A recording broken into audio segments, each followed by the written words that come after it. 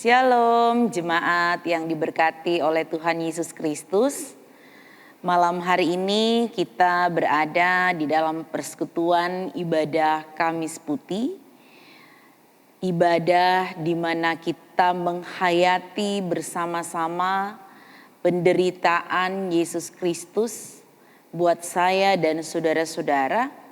Sebelum kita mengambil bahagian di dalam persekutuan ibadah Jumat Agung. Jemaat yang diberkati oleh Tuhan Yesus Kristus, bersama dalam pembacaan Alkitab kita dapat melihat, menyaksikan bersama-sama akan penderitaan Yesus Kristus.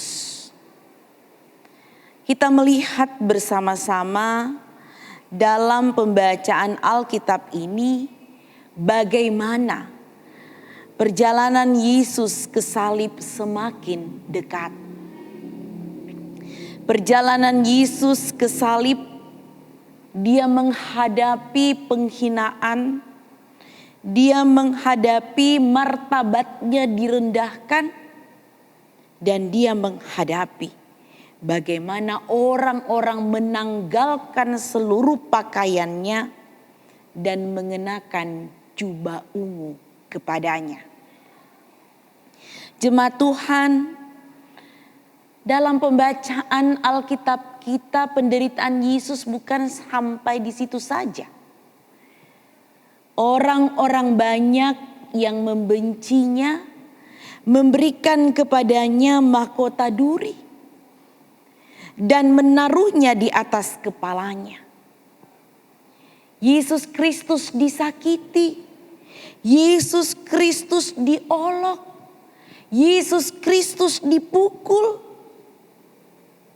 dan mereka akan membawa pada penyaliban. Jemaat yang diberkati oleh Yesus Kristus, itulah yang boleh kita renungkan pada malam hari ini. Bahwa karya keselamatan di dalam Yesus Kristus itu begitu mahal. Karya keselamatan di dalam Yesus Kristus itu begitu bernilai tinggi. Serta penuh dengan penderitaan. Ini karena untuk menebus saya dan saudara-saudara. Karena dia mau kita semuanya diselamatkan. Meskipun karya ini cukup mahal jemaat Tuhan. Tetapi itu bukan suatu karya yang boleh kita bisa beli dengan apa yang kita miliki. Karya ini cukup mahal sebab untuk bisa mengalami karya keselamatan, Yesus Kristus terlebih dahulu harus menghadapi yang namanya penderitaan. Serta keselamatan yang dia lakukan itu adalah karena Yesus Kristus begitu peduli terhadap kita.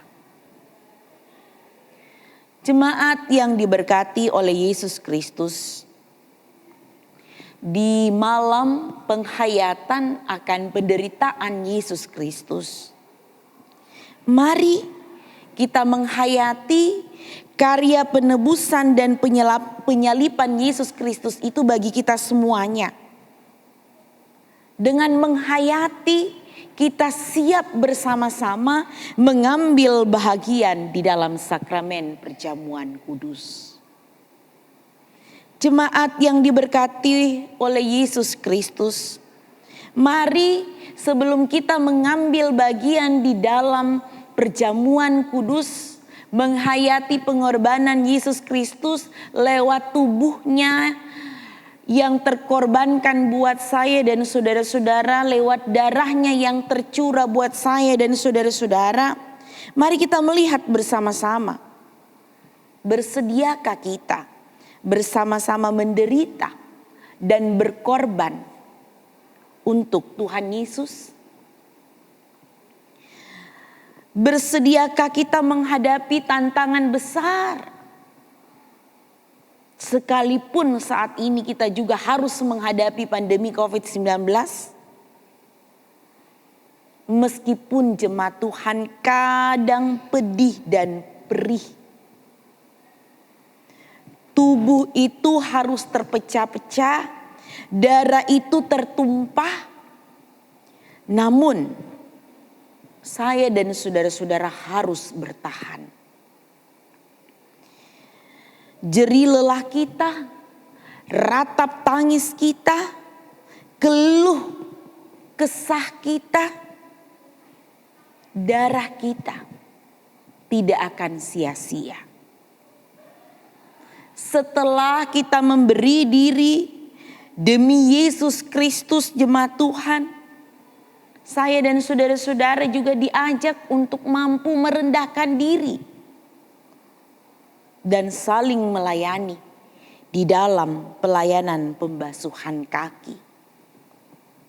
Mungkin kesannya pelayanan ini amat rendah, tapi lihat, Yesus Kristus sudah memberikan teladan buat saya dan saudara-saudara untuk kita lakukan. Makna kerendahan hati Yesus Kristus. Mungkin jemaat Tuhan, pelayanan dan pekerjaan kita itu orang lain menganggapnya amat rendah.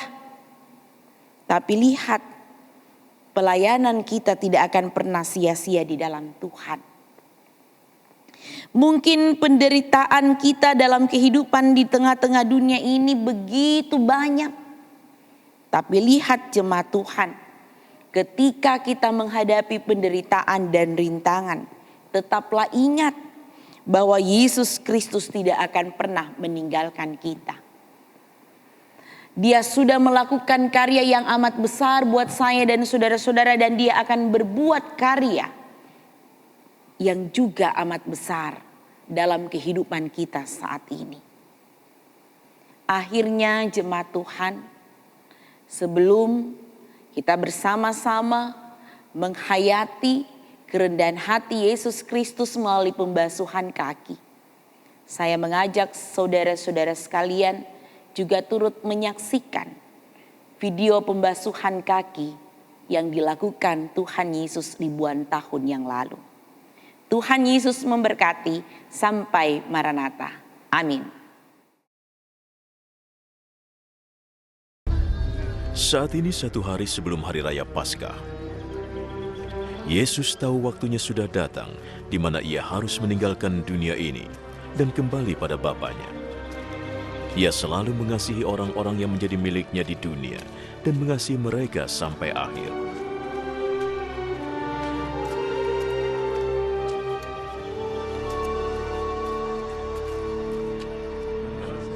Yesus dan murid-muridnya sedang makan malam.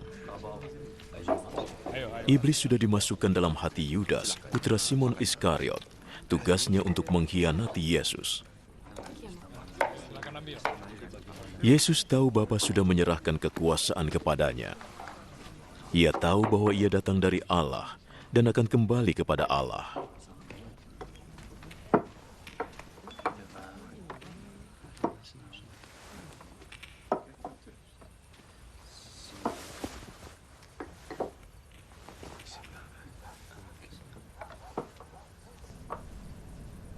Maka ia bangkit berdiri, melepaskan jubahnya, dan mengikatkan handuk pada pinggangnya.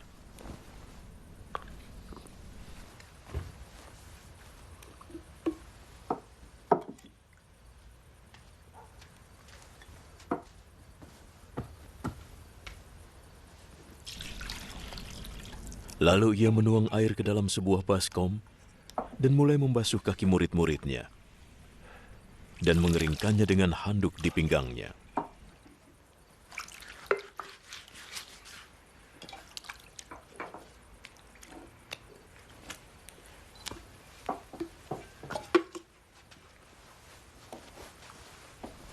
Sampailah ia pada Simon Petrus. Apakah engkau akan membasuh kakiku, Tuhan? Sekarang kamu tidak mengerti yang kulakukan, tapi nanti kamu akan mengerti. Tidak, jangan pernah Tuhan membasuh kakiku. Jika aku tidak membasuhmu, kamu tidak lagi menjadi muridku. Tuhan, kalau begitu jangan hanya membasuh kakiku. Basuhlah tanganku dan juga kepalaku. Yang sudah mandi sudah bersih seluruhnya dan tidak perlu dibersihkan lagi, kecuali kakinya. Semua sudah bersih.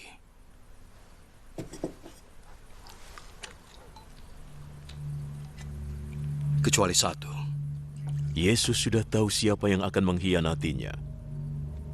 Itu sebabnya ia berkata, "Kalian semua sudah bersih, kecuali satu."